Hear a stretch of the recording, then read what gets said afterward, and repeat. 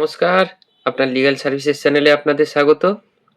আজকে আমি যে ব্যাপারটা নিয়ে আলোচনা করব ক্যাভিয়েট নিয়ে। অ্যাকচুয়ালি ক্যাভিয়েট কি এবং কেন করা হয়? ক্যাভিয়েট হলো এটাই যে ধরুন প্রপার্টি নিয়ে কোনো একটা ডিসপুট হয়েছে, সেই হিসাবে আপনার প্রতিবেশী বা আপনার ভাই বা আপনার বোন আপনার নামে সেই প্রপার্টি নিয়ে একটা কেস করতে পারে। তার জন্য আপনি যদি কোর্টে এই ক্যাভিয়েটটা করে রাখেন, তাহলে কিন্তু ক্যাভিয়েট যে 90 দিন ভ্যালিডিটি থাকে তার মধ্যে কিন্তু সে কেসটা করতে পারবে না আপনার নামে, এবং কেস করতে গেলে আগে আপনাকে নোটিশ করতে হবে।